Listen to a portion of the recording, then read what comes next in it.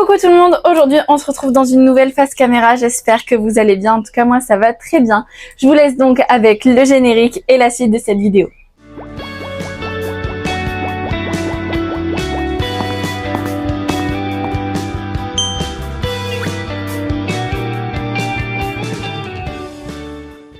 Aujourd'hui, nous allons parler des idées reçues sur les jeunes mamans, étant donné que je suis enceinte à 18 ans et que je vais devenir maman 2 mois avant mes 19 ans. Moi, je me présente pour les personnes qui ne me connaissent pas et qui viennent d'arriver sur cette chaîne.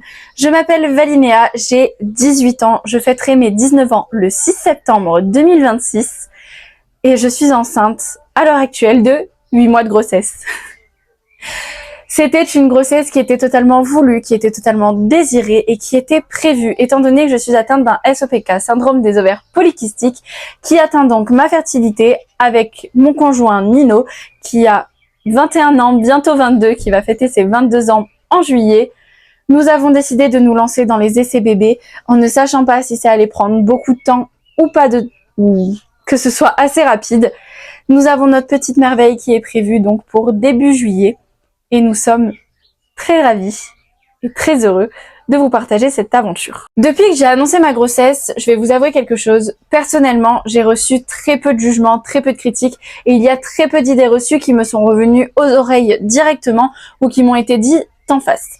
Mais j'ai trouvé quand même pas mal de vidéos sur les réseaux sociaux de certaines personnes qui se permettent d'émettre des idées reçues sur certaines jeunes mamans et aujourd'hui, j'ai décidé d'y répondre, faisant partie de ces jeunes mamans. Il y a énormément de jugements, énormément de remarques qui peuvent être parfois blessantes, mais surtout qui sont complètement fausses.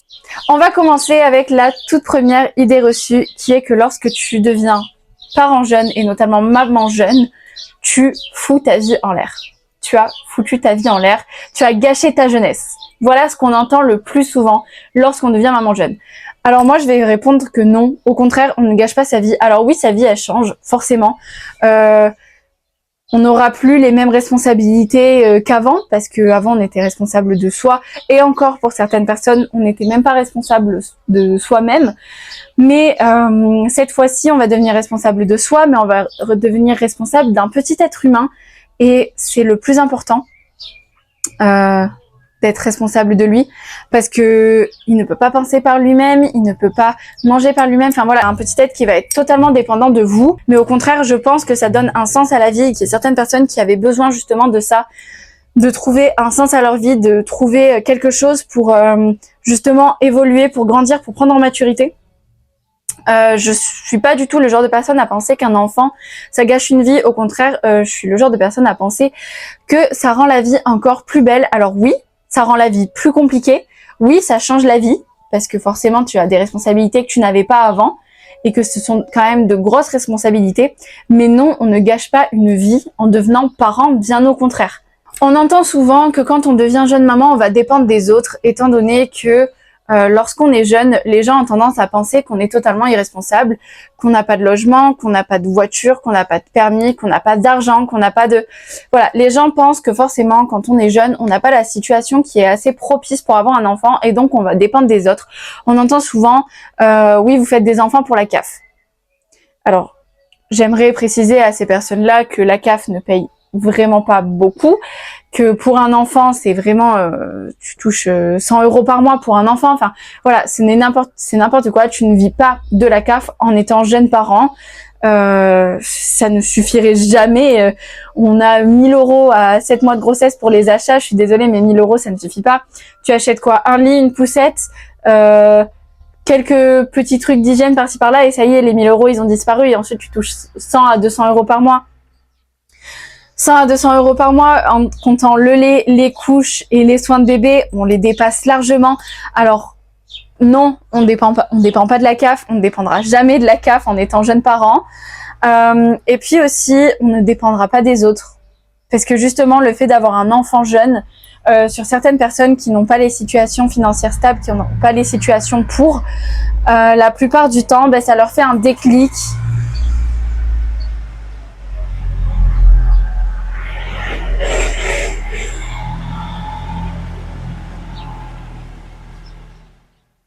Alors excusez-moi, il y avait un tracteur qui passait, c'est ça de vivre à la campagne.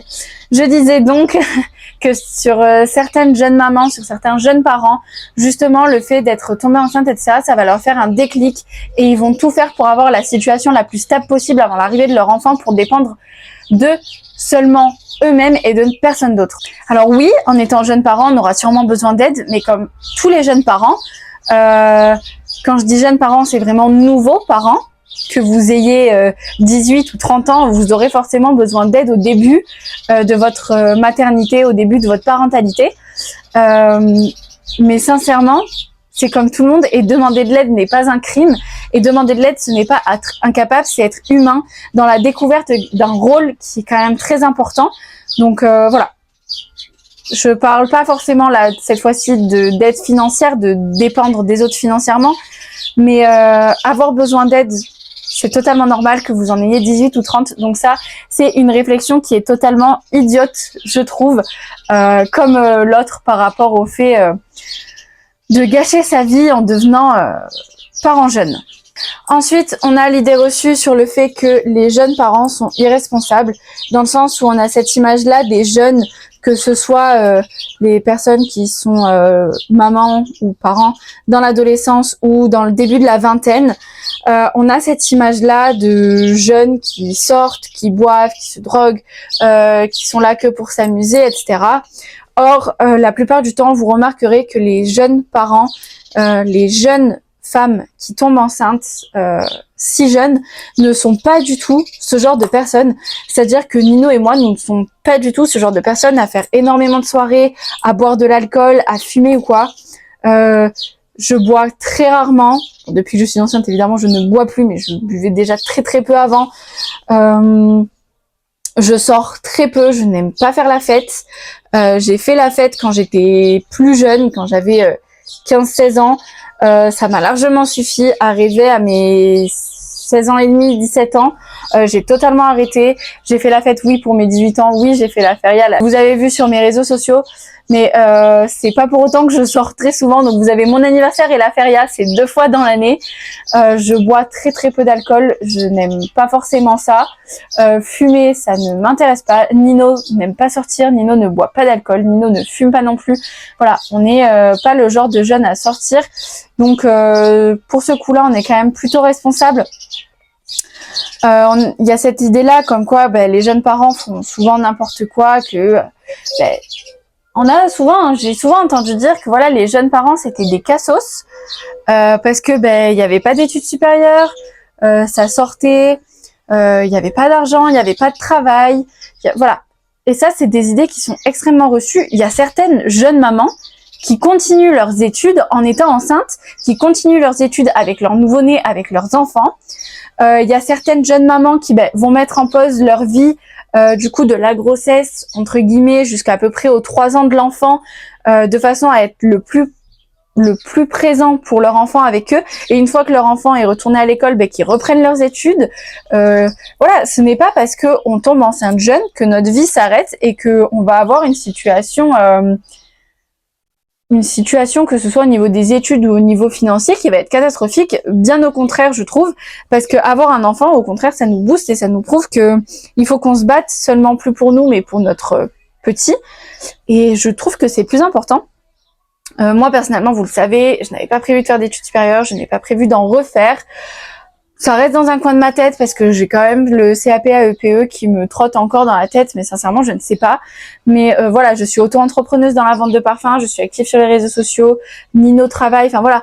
On n'est pas irresponsable financièrement, on gère très très bien, on n'a pas de soucis à ce niveau-là. Et je pense que beaucoup des jeunes parents sont comme nous et n'ont pas de problème financier. Et certaines qui ont, qui sont tombées enceintes durant leurs études, ont continué. Donc, le fait d'être une jeune maman et le fait d'être irresponsable, je trouve que ça ne va pas ensemble du tout, parce que justement, au contraire, de devenir jeune maman, ça vous fait évoluer, ça vous fait prendre conscience en plein de choses, et ça vous responsabilise dans un tas de choses. Donc, moi, je suis pas du tout d'accord avec ce préjugé-là. Donc voilà, ce sont les 3 préjugés, les 3-4 préjugés que j'ai vus, que j'ai entendus le plus, et qui tourne le plus sur les réseaux sociaux. Et je trouvais ça important de moi prendre la parole par rapport à ça, étant donné que je fais partie de ces jeunes mamans, que je fais partie de ces teen mom, parce que du coup, en anglais, teen ça veut dire adolescent et teen ça va jusqu'à 19 ans.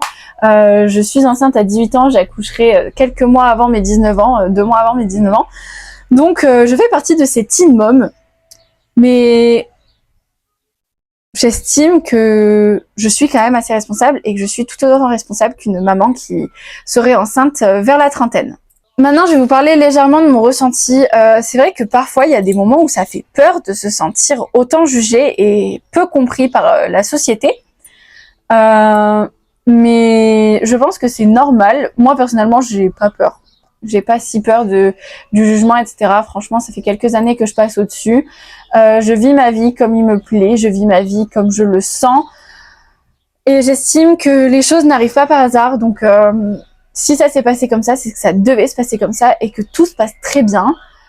Je suis très heureuse de devenir maman. Ça a toujours été un rêve. Ça a toujours été quelque chose qui était ancré en moi de devenir maman. Maintenant, j'ai réalisé mon rêve. J'attends avec impatience mon fils. Et puis voilà, je continuerai à vous partager de toute façon cette expérience et cette aventure sur les réseaux sociaux. Puis voilà, j'apprends beaucoup sur moi-même, j'apprends beaucoup sur Nino, j'apprends beaucoup sur notre couple. Et ça fait vraiment du bien. On est très heureux. Il y a beaucoup d'excitation là, parce qu'on est surtout sur la fin. Il y a beaucoup d'amour déjà, on l'aime plus que tout, notre enfant. On a très hâte qu'il soit là. Voilà. Donc pour conclure cette petite vidéo, je sais que c'est pas facile d'être jeune maman. Pour l'instant, nous, on n'a pas été jugés du tout, ni par nos proches, ni par le personnel soignant, ni par quiconque. Et ça fait énormément plaisir, ça fait énormément de bien. Je sais qu'il y a certaines personnes qui ne sont pas dans ce cas-là, et je sais que c'est pas facile. Je dis pas qu'être maman jeune, c'est un modèle à suivre. Au contraire. Je dis surtout, ce que j'essaye de faire passer comme message dans cette vidéo, c'est qu'être parent, c'est pas une question d'âge, mais c'est une question de maturité et de situation. C'est-à-dire que si vous avez une situation financière qui est stable, si vous avez une situation amoureuse qui est stable, si vous avez une situation en règle générale qui est stable, que vous avez un appartement, que financièrement ça va, que au niveau des déplacements c'est possible, que ce soit permis, sans permis, que ce soit en bus ou quoi, mais que vous avez des situations qui sont propices au fait d'accueillir un enfant, que vous vous sentez prêt, que vous avez tout l'amour et tout ce qui est le plus possible à donner à votre enfant, ben faites-le. Voilà. J'aimerais juste qu'on arrête de juger les personnes, qu'elles soient jeunes, qu'elles soient âgées, qu'elles soient... Voilà, j'aimerais qu'on arrête de juger les jeunes parents, qu'on arrête de juger les parents tout court. J'aimerais que les gens se rendent compte que on est tous humains, qu'il y a une histoire derrière, que certaines situations, ben voilà, sont voulues, que d'autres le sont pas. J'aimerais qu'on arrête de poser la question, c'était un bébé voulu? Voilà, parce que ça aussi, ça met mal à l'aise. Voilà, chaque parcours est différent et je pense que le respect, ça devrait être la base, surtout dans notre monde, surtout dans notre société actuelle. Voilà, cette vidéo était là pour faire en sorte que les jeunes mamans soient un petit peu plus prises au sérieux maintenant, qu'on arrête de juger, qu'on s'aime tout court et que on essaye de faire en sorte que la vie soit moins dure que ce qu'elle est déjà. Voilà. Donc moi maintenant, je vous fais des bisous. Je vous dis à la semaine prochaine, 10h pour une nouvelle vidéo. N'hésitez pas à vous abonner à la chaîne. Ça fait toujours plaisir, ça permet de soutenir la chaîne YouTube. Je mets beaucoup de temps, beaucoup d'argent, beaucoup d'énergie dans cette chaîne. Ça me fait plaisir. Mais voilà, de voir vos likes, de voir vos commentaires, de voir vos abonnements, ça fait d'autant plus plaisir et ça fait en sorte qu'on soit soutenu avec Nino, parce qu'on est deux quand même derrière cette chaîne. Alors je vous fais des bisous et je vous dis à la semaine prochaine. Ciao ciao!